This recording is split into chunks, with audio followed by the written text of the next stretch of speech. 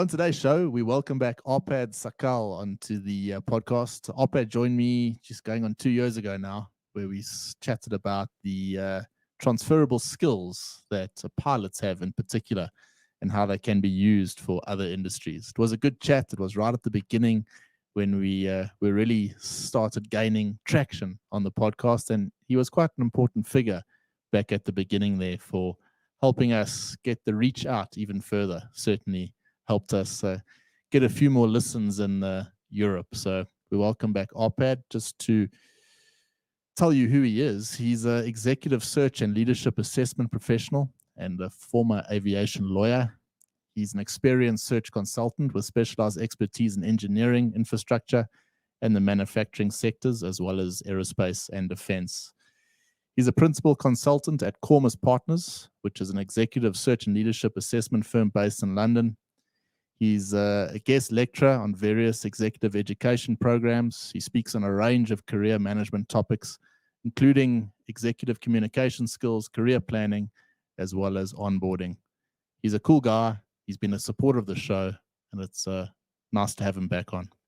Yeah, it was a great conversation today. You'll enjoy it. Yep. Aviation shortage, skills shortage. Yes, and different perspective altogether. So, no, great show. I had fun. Nice to get the perspective from someone in a totally different part of the world, different background, non-pilot, totally different. I hope you enjoy it.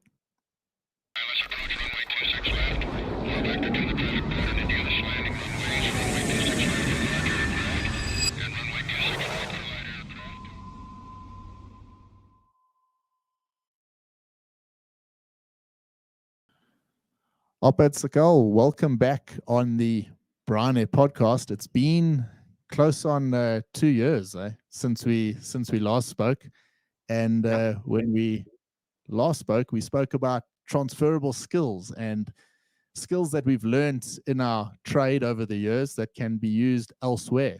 And interestingly enough, today our topic is about the skills shortage in our industry. So what you had to say that day obviously had a major effect on the aviation industry, Arpad, because people took on your advice. But welcome back. It's awesome to have you back on the Brian Air podcast. Thank you for the invitation. Yep, great to be here.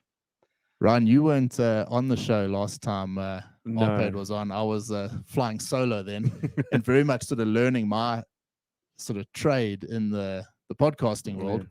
And Arpad sort of reached out and said, hey, I think we can have a nice show together. And I'm so glad we did, because that show, the first one I did with Arpad, really did well. And a lot of people contacted us and said, hey, I took something out of that. So Arpad, yeah, thank you for that, because it actually got us sort of moving with the podcast. And it was an important show. Interestingly enough, this is the third time you being on the show, which makes you the most returned guest on the Brian Air podcast. So kind of cool. Wow, fantastic! That's an honor, and thank you again for the opportunity to be here and to hear that it was actually actioned what we talked about. I think that speaks for itself. Yeah, sure. So we're here today to talk about the skill shortage in aviation, and Ryan, we've seen it firsthand. Yes, we are. Yeah, I'm looking forward to this conversation. Arpad, nice to meet you officially. But yeah, I think quite an interesting subject we've got on hand for today, because things have turned in a relatively short space of time, and it's quite exciting I say exciting, tongue in cheek, given the fact that we're quite chuffed that there's this recovery in aviation, but where is it going to from here? Given the fact that we are seeing a skill shortage. Yeah, maybe I'll throw it at you, Arpad, first here. So, why is there the skill shortage in aviation today? Yeah, well, I read a analysis by Oxford Economics in conjunction with various aviation trade bodies that was conducted quite recently. 2.3 million jobs have been lost across the airlines, the airports, the service providers, the civil aerospace groups from the start of the pandemic. That's a 22% reduction compared to with pre-pandemic levels. A lot of aviation workers, especially on the labor side of things, they have been on minimum wage, and they have since found themselves a better off alternative to jobs requiring similar levels of skills. And many don't want to commute as much as they used to. They don't want to wake up at 2 a.m., 3 a.m. And I think pay has a lot to do with it. And I personally don't believe that the industry will be able to recover from these staff shortages if companies continue to offer low or poor terms and conditions to their new staff. I think that's an issue that really needs to be tackled. But then, of course, it's really difficult because airlines are still suffering from more than $200 billion of losses due to the pandemic. And I think paying higher wages to attract staff is not really an easy solution to the problem. Through my conversations with people at all levels, by the way, from junior to mid-level all the way to senior level, high levels of stress, especially at the middle management levels, burnout due to the pressures that are also associated with leadership roles within the industry. They all contributed to the fact that, now we are seeing this shortage not only in Europe and in North America, but in other parts of the world, in Asia, but also in Africa. So I think the culture needs to be fixed within the industry. I think it needs a culture change. It needs aviation leaders to really practice what they preach, develop trust with their stuff, and really give some inspiration and make them feel inspired, basically, especially when it comes to the next generation. I mean, we'll talk about it later, but people have options these days, and this is why the industry is not always viewed as top 1, 2, 3 when it comes to desirable sectors, unfortunately, as much as it hurts me to say it because I'm an enthusiast. But that's what I'm seeing. All right, and you and I, let's jump in there because we were speaking about that before the show. I mean, why aren't you flying? Well, I just realized that I didn't want to go back to that lifestyle. Arpad hit the nail on the head there when, for starters, waking up at 2:30, 3 o'clock in the morning in the middle of winter for a 5 o'clock sign-on. Yeah, didn't enjoy that. Flying 3 weekends out of a month, having to stick to a roster. No, I just don't see myself going back to that. Yeah, I think one of the areas for me is like what Arpad said to us initially a couple of years ago. You do have these other skills, and what COVID did was the opportunity to go and discover yourself a little bit. And certainly, if I had to go back right now to my old position, Ryan, I'd feel like I haven't given this a full chance. My new direction, I haven't really given it a proper chance. And at our age now, if I have to go and do that, it would be, I think I'd always look back and say, well, what if I just carried on trying? And I think certainly what the pandemic did was, it gave us that opportunity to try, first of all, test our hand, but it gave us time to sort of hone a new skill. And then also to look at things objectively and say, well, what do I really want going forward? You made the point now about weekends and rosters and being able to spend time with your family. And you're obviously putting a much higher value on that. Not only us, but a lot of people that are, were in our positions. Exactly. And, I'm also going to say that I think what COVID did for us, a lot of people in general, was it gave you the permission to go and explore other avenues without having to have that idea in the back of your mind that you actually have to go and study really hard for this new found. Spend 7 years studying or something. Yeah, which is something that we would have thought very differently about 3-4 years ago, because that was the general sort of impression. You can't make a career change without it being seen as a bit of a backwards move. So the reset, I think, is quite cool. For sure. Arpad, we've got a slightly peculiar situation here in South Africa. If I can narrow it down to South Africa for just a second, we've lost during the pandemic South African Express Airways, Mango. South African Airways has been downscaled drastically. It's a shadow of its former self. Comair recently as well. So major airlines are no longer with us. We've got other airlines that are sort of taking, trying to fill that void. Safair has grown quite a lot. Semair is rapidly growing. I mean, very quickly. They've been employing as fast as they can, and they're announcing new routes all the time. It's great. But in South Africa, you've got a situation where you've got guys like myself and Ryan who questioning whether or not we actually want to go back into the flight deck. But then you've got this other side of the coin where you've got guys that do want to carry on flying, but they're looking for a more stable part of the world, or a more stable airline in which to go and carry on their careers. So they're looking elsewhere overseas. The East has started to employ again. So we're losing a hell of a lot of talent here. So again, a big relevance on the subject we speak about this afternoon. Exactly, and this is why it's so important for airlines, airports, service providers, and others in the industry really to just make sure that they provide people with a proper career path, even if you're a lawyer. I mean, if you're a pilot or a lawyer for that, but so that you really can have these zigzag careers and opportunities for secondment. If you're a pilot interested in management, can you do that? I mean, Lufthansa is probably one of the best ones in that regard, because it allows people with that sort of interest. If you're interested in management, then you can really get involved with cockpit related management issues. When I was at Star Alliance, for example, like more than 10 years ago, if you remember, the electronic cockpit initiative was quite new back in 2009, 2010.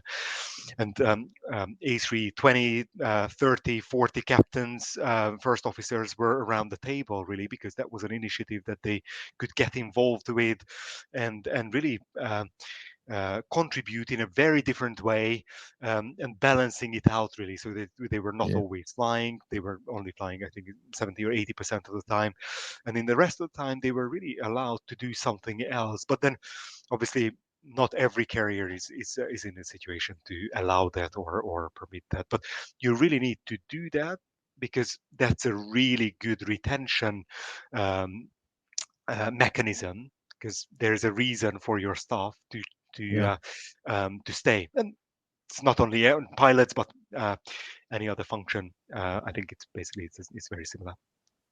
Yeah, I'm glad you say that there, Arpad, because I mean, obviously, we're not just talking about pilots here. We're talking about an industry as a whole. So, which roles are in high demand in the industry and the hardest to fill at the moment, in your opinion? The market is still very candidate driven. It's basically there are great expectations at all seniority levels.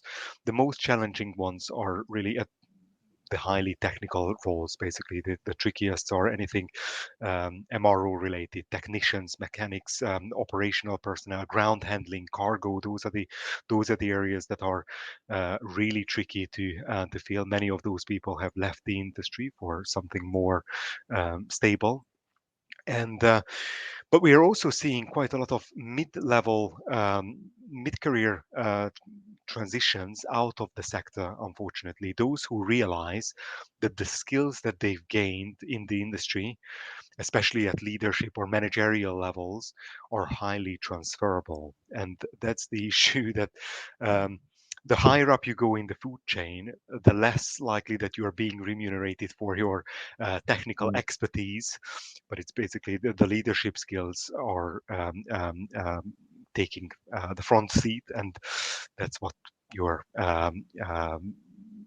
paid for, basically. And those skills, whether it's aviation, other forms of transportation, power generation, wind turbines, it doesn't really matter what the subject matter is. You can probably take it with you and be successful in another related sector as well. So basically, digital transformation skills, customer insights, analytics related roles at the middle and senior levels, they're really, really important.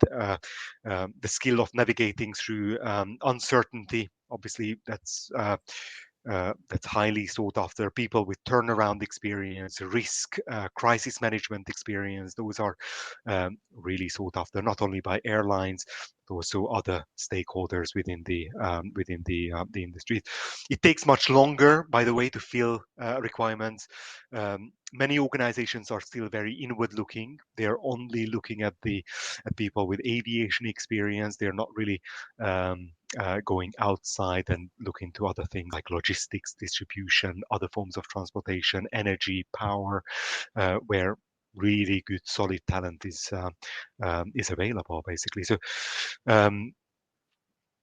diversity, inclusion, huge topics. Clients are incredibly demanding for a diverse slate of candidates, both in terms of gender, age, ethnicity, things like that. So those things are really playing a very important part when it comes to search, basically. But obviously, you touched on it there now. This, professionals leaving the industry. Is the demand there from the outside? In other words, us in the industry, we know what our skill set is. We've dealt with it for a long time. We're quite confident that we have the skills to move into another industry and be successful in it. But have other industries woken up to the fact that, yeah, if you can find an aviation consultant or someone that's had the aviation background, that they might be more suited for the job than what a few years ago might have been the case. In other words, has the pandemic done us a favor to make people aware that the skills learned in aviation are transferable to other industries? Yes, definitely. And whether it's pilots, even flight attendants, I think there is now an understanding what the skills are, what you bring to the table. I've seen a lot of pilots who have done really like a short qualification, whether it's project management, program management, agile, who really went into not leadership roles, but mid-level roles in other sectors where they are busy working their way up. But what I would also say is that even those who went back into their old jobs, whether it's Emirates, Etihad, Qatar, wherever, they're running their own side projects because they know that the next time this happens, they will be in a very similar sort of situation, and they just don't want to be there anymore. Well, that's an important one, right? I mean, we managed to make quite good friends with some guys that are flying for, Emirates and Qatar and the like, and exactly what you say.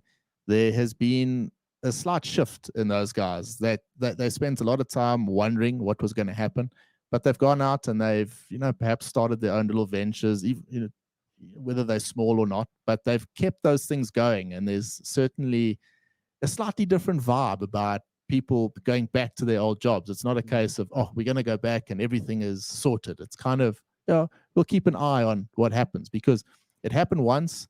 And let's face it, there was a major panic around the world with this. Had there not been that mass panic, there wouldn't be these massive holes in the industry at the moment, but there was, and it can happen again. So we're a bit more aware of it, Aaron. I think so. I think it leads to a different dynamic right now. I mean, guys obviously being way more proactive and I'd say almost a little bit more ambitious about the ideas of their side projects and keeping them going. Yeah. Because I think the one thing that was pretty hard for everyone to digest when this all happened was the fact that most people felt like they were caught sleeping. Yeah. And nobody wants to be surprised like that again. So there's probably a bit more of a buzz amongst the guys that are.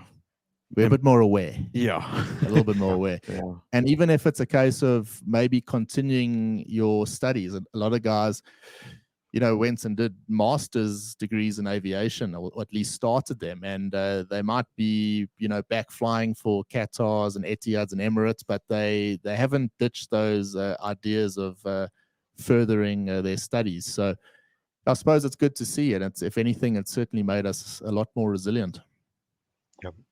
Yeah, no, definitely, definitely. But I would also say that even at managerial or leadership level, I think a lot of people lost their jobs as well there, and they're trying to really just make themselves a bit more resilient, a bit more, yeah, to stand on more than just 2 feet, really, but have a third one in case there is a pandemic or a volcano or whatever Yeah, can uh, impact this industry. Yeah. sure. Yeah. Yeah, of course. There's so many things that can go wrong and catch you out. And Yeah. Alpad, what matters to today's aviation talent? I think the things that really matter to them in terms of when they're looking for a new organization or a new role, it's number one, great leaders. Are they inspirational, supportive, empowering, focused? On their development? Do they care? What do they see on the top? I mean, it's all got to do with yeah, who am I working for? I think that's basically great leadership is one. Then another category is the great company, but then what constitutes a great company? I mean, Mhm. the reputation on the market, the values, the culture that this organization has, the business results, of course. Is this a robust organization? What is the financial state of the business? The contribution to the society. What is my role going to be, and how does it impact the wider business? So I think there's an emphasis on meaning as well, whether it's an operational role, technical role, managerial role, leadership role. I think a lot of candidates have become very savvy in terms of who they work for, both in terms of the Mm. organization and the individual. And the job itself, the role. So, what is a great role? Is it interesting? Is there growth for me for advancement? What is the next step if I join? Are you just selling me a role, or is it really like a proper career that I can have within this organization? And again, the impact, the meaning, the wider context. You would be surprised, even at the sort of mid-level, even junior roles. I think a lot of people have really thoughtful questions when it comes Mm. to the longevity. Um, and then, last but not least, great rewards, benefits, things like that. So Mm. base compensation, obviously, really important. The wages, the benefits, the perks, the flexibility. Obviously, it's tricky when it comes to the aviation industry. It's a very operational, round the clock sort of a sector that doesn't really allow everyone um, uh, uh, to have flexibility. And organizations really need to be very careful with it, because if you allow a certain segment of your body, your working population, to have that flexibility, and the others can't even dream about it, then you've got the danger of creating internal tensions, basically, and internal discrepancies, basically, when it comes to your talent pool inside. So, but also other non-financial forms of recognition. It's really, really important, basically, like just making sure that there's a continuous dialogue between the employee and the employer. uh, yeah, that the happiness levels are up, and you are really on the same page when it comes to well-being, Yeah. if you like what you're doing or not. I mean, it's basically, that's the number one thing for a lot of people beyond wage and salary. So I agree what Arpad is saying there. This who you're working for, the brand, everything. What does the company stands for? Mm. The youngsters today, that's what they want. There's a show yeah, on Apple Plus at the moment. It's about WeWork. I don't know if you've seen that whole thing. It I was the haven't. shared office spaces that started Yeah, around 2009, I think, in the States. yeah, It's quite interesting, but a lot of it, the employees, a lot of them were youngsters and were those millennials, and they needed to attract those people to their company, and they did it by this brand awareness, and so that obviously is key. Now we've got a situation here in South mm, Africa, Arpad, where we've had South African Airways for years as being the big airline here. If you work for South African Airways, you knew you had a decent pension, you were going to work a decent amount of hours, and you had the backing of the state. Now that's sort of fallen away, but it's opened up a little bit of a, I don't even know what the right word is. It's opened up the gap for opportunists to come along and advertise that they're going to start an airline. There's 2 airlines in South Africa that are due to start up. Now, anyone with any aviation knowledge will know that starting an airline in today's climate, or any, even going back 10 years, is incredibly difficult. It's got massively high barriers of entry. There's huge capital outlays. There's trained professional staff you need through the board. I mean, if you just take it on the actual operational side, you need 4 or 5 post holder positions that have to be agreed upon through the CIA before you can even get going. It's incredibly difficult. Now, are we always going to be stuck with a situation? I'll throw this question to you, Ryan.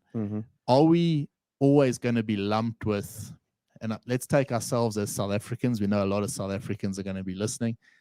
Are we left with far fewer options these days? In other words, you've got Australia's a bit out the window at the moment. Not a huge amount of opportunity there for us. There might be 1 or 2 in the future, but obviously we see a lot of South Africans going across to fly Dubai, and that's about it for us. It's about it. It's the Middle East, and the odd few guys that have the passport and the license are going to Europe, and a very small percentage are going to the States. But no, we don't have the opportunities that the Australians do in the States, where the States are taking the Australians because they get visas easier. So yeah, we are actually caught between a rock and a hard place in terms of opportunities as South Africans at the moment. But that's why I bring up the 2 sort of opportunist airlines, is because people, a lot of people were actually attracted to it, and they want to work there, and they're shooting CVs all over LinkedIn to go and work there. But because, like Arpad is saying, is a new airline, it's got bright new colors, and hey, this will be a nice place to work, as opposed to one of the airlines with a bit of a foundation. So maybe something for people to look out for. Don't go and look. I would hope not, because I'd also think, to a large degree, I would hope that people have become a little bit more streetwise in the last couple of years about, the bright and shiny things, and be careful, because I mean, you saw what this virus did to well-established airlines. Cormis, for instance, which wasn't state-owned, privately, it's crippled it. So these fly-by-night things, you got to be careful of. Got to be a bit careful. Really know what you're going for. Yeah, but I like the idea of, I agree with Arpad's sentiment that people want to work for a company that shares the same core values, and you can buy into that culture. Aviation, you've got seniority levels if you're talking about pilots and all of that. So you've got to pick a place that you're going to be at for a long time. It's not somewhere you're going to go work for 6 months and leave. You want to actually set your shop up and take it from there. So I like that. I agree with that. Yeah.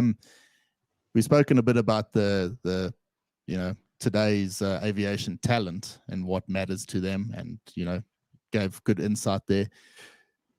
Obviously, the hiring itself, in other words, airlines right here, again, just moving to South Africa, but they're hiring who they can and who's got the license. There's not a lot of picking and choosing going on at the moment, because there simply aren't enough people available for these jobs. So, how can an airline attract the right people? How can you decide, okay, I'm going to set my shop up here in South Africa, I'm going to fly for a local airline, as opposed to, the bright, shiny contracts and pay that you might get flying for Emirates?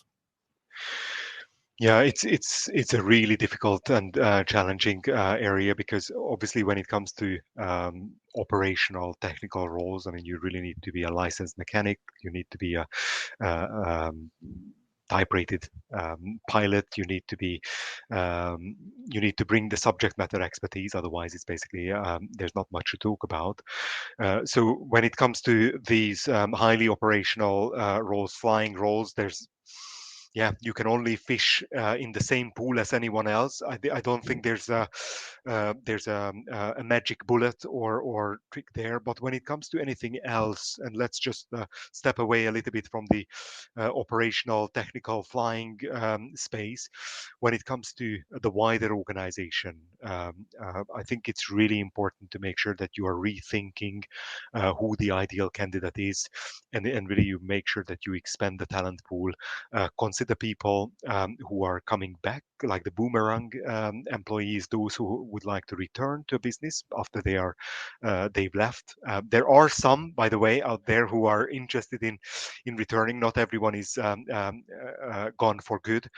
But I think it's important to consider your next gen talent, the step up candidates within your organization, the lower level, from the lower ranks in an organization, who may be less proven, who may be a little bit less experienced, but it's actually a really good retention tool, just to give them the belief that they can actually step into those higher, more senior level roles. That's a great way to show that you are committed to them and that you are taking their career development seriously, basically. So don't overlook the importance of promoting within, and give your employees stretch assignments and train them into future leadership roles, including your pilots who have maybe other aspirations beyond the cockpit. And there's no shortage of those people, by the way. Yeah. So, Yes.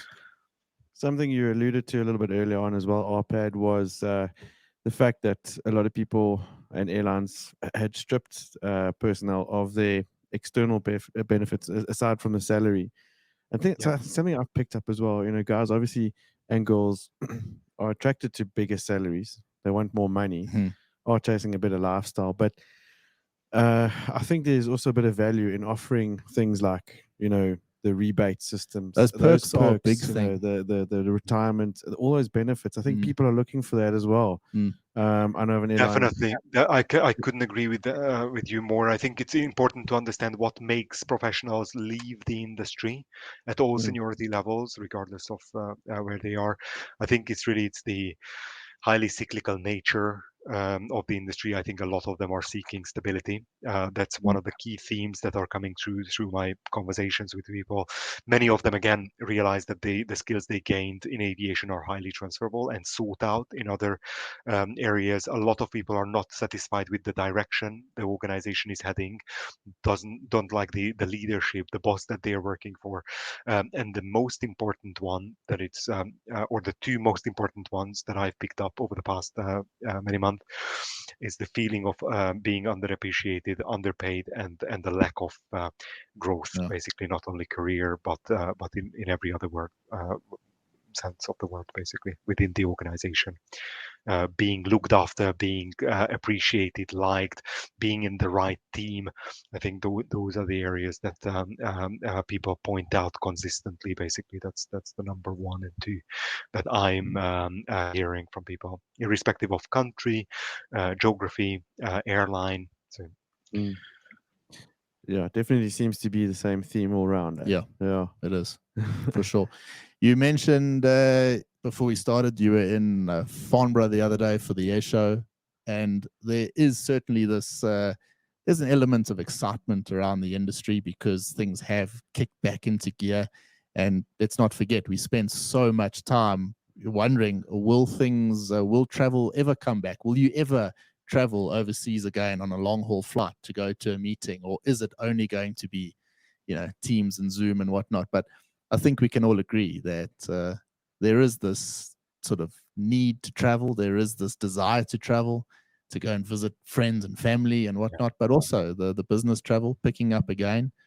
We're fortunate enough, hopefully we're going overseas later in the year. And, that wouldn't have happened couple of years ago, but it's happening now. So a lot to look forward to, Arpad, and you're obviously seeing it. You're right in the middle of it there in Europe. But just give us a sense. We've seen a lot of the negative stuff about traveling in Europe at the moment. We've actually spoken about it on the podcast extensively with 2-day long queues and baggage that takes a month to reach your destination. But all that aside, are you've got a finger on the pulse of aviation in Europe. Are you excited? Do you feel that it's there? We've made it. I mean, I don't think we've made it. If you can, I think it's great to see that people are going on holiday. There's an awful lot of hunger to get on an airplane.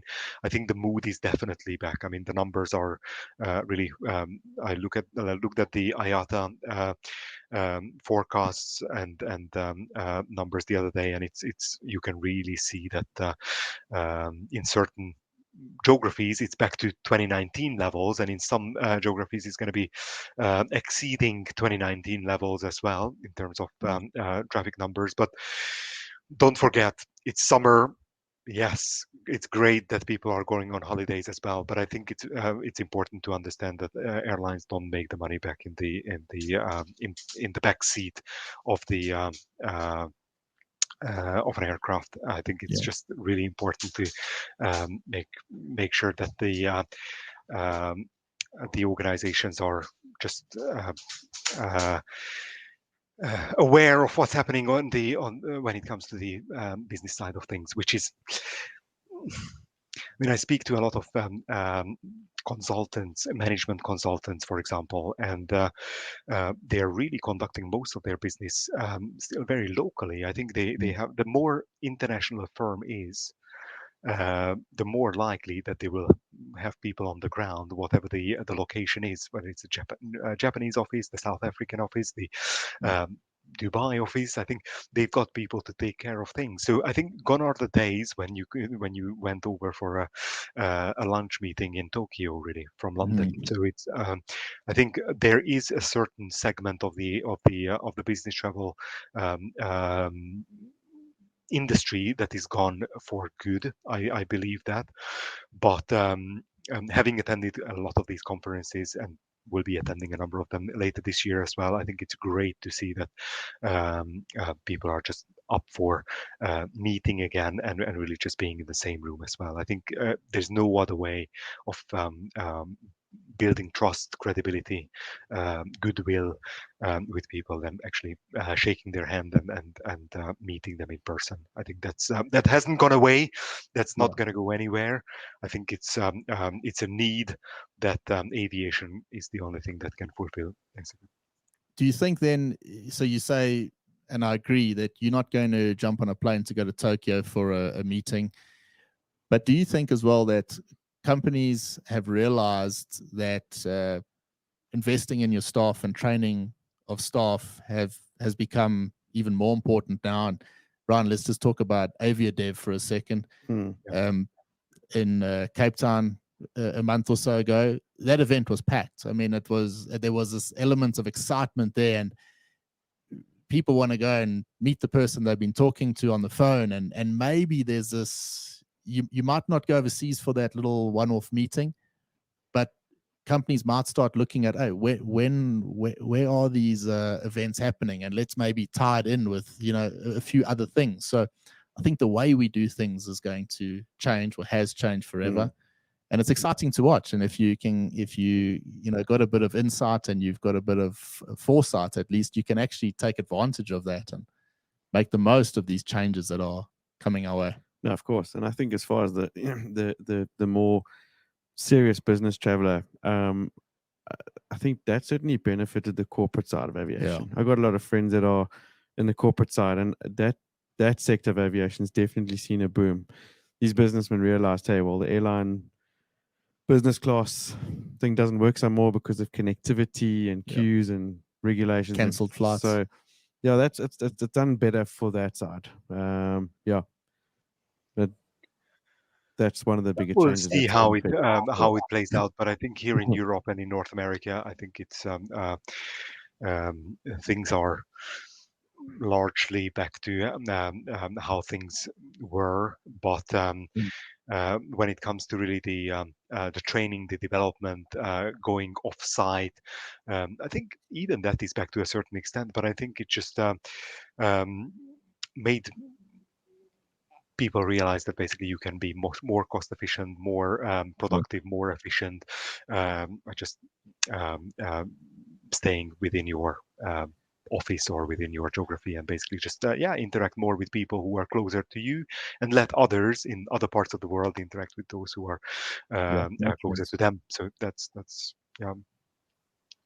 it makes sense. Yeah. Arpad, it's fantastic chatting to you. You bring a level of insight into a subject. You think we know what's going on, and then you speak to someone like Arpad, and it does open your mind up and make you think about things again. And I think a lot of people listening, might take a bit of confidence out of it and say, "Hey, there's things are happening, but the opportunity certainly is there."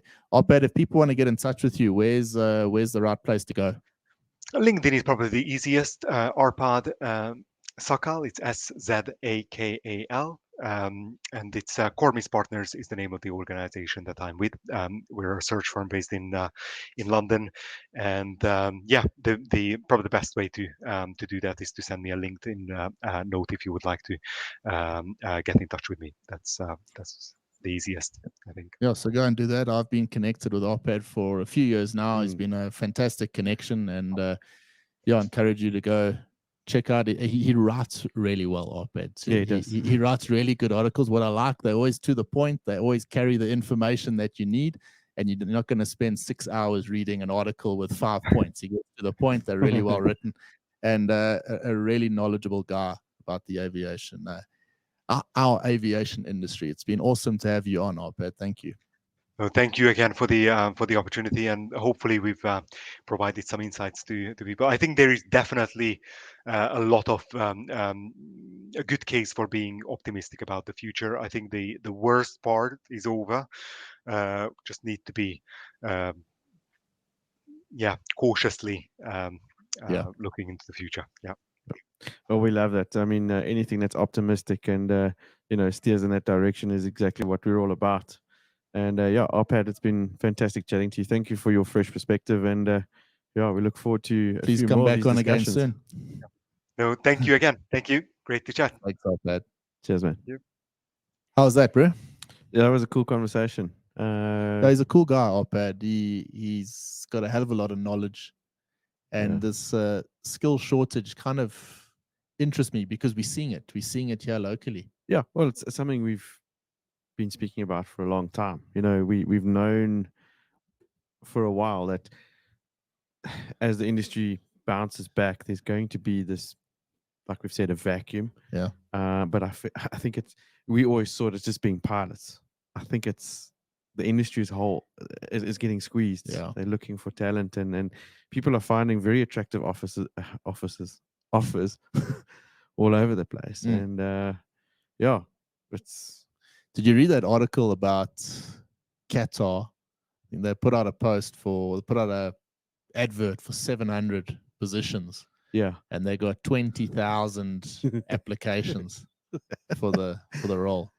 Look, you calling bullshit on that one? I think so. I think there's a bit of what's the word for it? Bullshit. Bullshit. I was trying to be polite, but no, man. Look, they might have got the applications, but they probably were for the advertising for an A350 captain, and you're probably getting 200-hour 172 pilots applying for the role. Exactly. So take that one with a pinch of salt. Yeah, no, look. There are certainly a lot of people out there that are still looking for the right, most suitable job, but it's not for the lack of there not being jobs available at the moment. I think the guys that haven't found work are perhaps being a little bit fussy about what they're looking for. Should we talk about that for a second? I mean, I agree with what you're saying. Yeah, look, it boils down to, we know it, lifestyle and money, and they go hand in hand, don't they, Ryan? You can have the best, be in the best part of the world and not be earning enough money. Your lifestyle's going to be cuck. Yeah. You can be in a shitty part of the world, like the guys do on contract, earning a lot of money. You kind of put the lifestyle on the back burner for a couple of years. Exactly, and I think that's probably where it's leading to this talent / shortage or whatever the case is. Because, like, what it's like when you're young, you start flying because you're excited about this thing. It doesn't matter that you earn £5 a month. But you do it for long enough and you realize, hang on, man, I actually need to make a living. I need to support my family. I do actually value a bit of quality time. Your responsibilities go up. Exactly. And then you realize, well, nah, not gonna work. It's not the same. Nah. So, the reason I say let's talk about it, because being at the Sim Center here, Simero, I get a lot of people saying, "Hey, Brian, are there any jobs available? Do you know about this?" Or you say, "Yeah, there's definitely places right now where you can go and get a job. Like, do you want the guy's number?" Oh, no, I'm not going there. Yeah. Why not? No, it's just they don't pay enough, or they fly too hard. Yeah. Well, then you're answering your own question. So what are you doing here? Because you might as well then pack your bags now, go find a job somewhere else, because exactly. Yeah. So that's here to stay. It is what it is. And I think, as much as people would like it to, it's exceptionally difficult for the airlines to really offer the salaries that Too people much want, because you got to now offer the salaries to everyone, not Yes. just the pilots. It's everybody's out there to, try and survive. And it's exceptionally difficult for the airliners and operators to do that. So it's going to be a long time before I think those jobs become attractive enough. But that said, we were also having a conversation a little while ago about, how do you see, or where do you think it's going to go? How are airlines actually going to make it attractive enough to retain people? Otherwise, what are you doing? Well, Fly Dubai, a lot of pilots going across there at the moment, is use them as an example. How's Airlink and Seme going to stop their pilots from going across to Fly Dubai, or Emirates for that matter? They've opened up their recruitment again. So how are we going to retain? And I meant what I said there when we were talking to Arpad. If you like us, and maybe you second guessing whether or not you want to go back into the flight deck, that's one thing. We're still in the industry. We certainly talk about it every day, but we're in the training industry here. Yeah, we're still involved, But take the guys flying 100 hours a month for Airlink as an example. Lifestyle goes down with the amount of hours you fly. There's less time available. Yes. So living in South Africa, which does have a fantastic climate and a lot of things to do, there's obviously less time to do all those great things. So you start questioning, well, why don't I go overseas and earn a bit more money? I might as well, because I don't have time to do anything else. So your lifestyle is not going to change much. It's not going to change how much, hard you're working, but you're going to have a few more dollars in your bank account. Okay, that's my thinking, and I'm just I know throwing it out there. Then how many guys, you move your family and your kids across there, and then they realize, well, gee whiz, dad's not at home or mom's not at home now, even more. But now I'm in a foreign place with people I don't know. Things aren't that cool. Yeah, so you bring up another good point as well, though. Moving and that. You take an airline like Airlink. Yeah, Airlink is a super stable airline, isn't it? I mean, they've weathered just about every single storm that's been thrown at them. They're not going anywhere.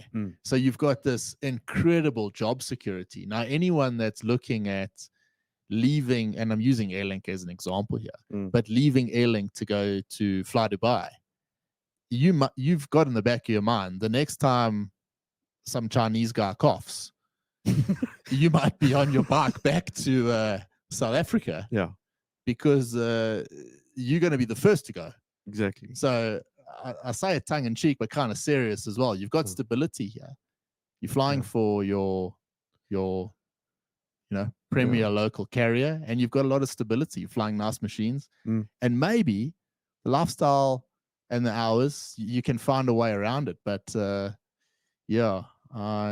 I was handing out advice, depends on the circumstances, I suppose. I think different people view stability differently as well. I mean, the Link guys haven't experienced what we experienced at SAX for so many years. And same goes for all the Comet guys for years and years, probably better part of 5 to 6 years, where you have this constant instability of job insecurity. But you and I haven't that's- experienced being booted out of a country. Yeah, true story. Yeah, You know what I mean? and then you come back to nothing because you've given it all up. I don't know. You know, it's something to think about. Yeah, it's an interesting one. Maybe if you get a gap, then let us know. And where are you going to let us know? On Discord. Yeah. So Our we've got a Discord channel, and let's do an advisory. What is Discord? So Discord is an ultra cool, like community based. Yeah. So smaller communities, basically. Yeah. So our community has been so critical in the growth of the show. It's been critical in the enjoyment of the show too. Yes. The chatting to our friends all around the globe about what's going on in their part of the world. Yeah. And we received a lot of input after last week's show. I want to talk about that show quickly because we did that show. It was a Wednesday afternoon. We didn't do a show last week. We had a bit to sort out. Yes. But the week before, Ryan, I was so tired when we did that show. I was exhausted. I know you were too. Yeah. And you and I went at a cool weekend away. We'll chat about that on the next one. But I was so tired doing that show, and it actually made me realize, you can talk about things like your 100 hours and fatigued and working long hours. It's a thing. It's a thing, but it doesn't Really change. It's not exclusive to the flight deck, is it? It's an all-round thing, and maybe at times you actually get a bit spoiled by the long days in the aircraft. I suppose it's a grass is greener situation. Pretty much, yeah. It's all through a different lens, but I think what the Discord thing does for us really nicely is it's a nicer way for us to expand our network but hold our community quite tight, rather than trying to chat through Facebook or LinkedIn or all of those other larger scale social media platforms. Discord just buttons it up nicely. So we'd prefer that. So the point I was making there with that show was a few people contacted us and to say, did you think about this, or maybe talk about that next time. And that Discord is a nice space to do that, because we've got I think I put about 4 channels on there. So there's productivity, of course, there's some ideas for the podcast, there's news, whatever. So you can have your say on any of those channels. And this is not like a social media thing where it goes out to the public at mass. It's purely for the Brian Air network. It helps us on the show because it gives us a way to understand the direction that our listeners are thinking, and it's just a cool way to stay connected. So we'll be posting there every day. I'll post something on there, even if it's just a how's it. So link in the show notes, click on it, join our Discord, and we're going to use it. It's Discord. These communities are important. Networking is important, and kind of why I like the Discord idea with the keeping connected with a closer network to what I actually have on LinkedIn. Rather join our Discord channel. Join our Discord. I mean, as tired as we were after that last show, we had a lot of good comments coming from that one. So no, I was just feedback is important, of course. So I was so tired, Ryan. I was in doubt whether or not I should post that show or not. I said to you, maybe we shouldn't. And you said, no, it wasn't that bad. And I needed the feedback from the audience to say that was cool. And we got that. Fortunately, a couple of guys in Hong Kong sent us messages to say, I like this, and, maybe think about that. And it was cool. So the point that I'm making is how critical that feedback is, and doing it in a more secure sort of network than out in the public on a LinkedIn, for me, is quite important at the moment. So go check out our Discord. It's called Brian Air, and the invitation is there for any of our listeners to engage. Please do. We're going to do 2 shows this week. This is the first. Keep a lookout for the second. Thank you for listening. Cheers, guys. Bye. Right in, so that's our line up and waiting at 4103, contact you guys at departure. Good morning. Skyline 553, uniform 217, 250 on another turn. That's heading 250, Skies 553, uniform. Power envoy 3494, we're going to need a couple minutes before takeoff to troubleshoot.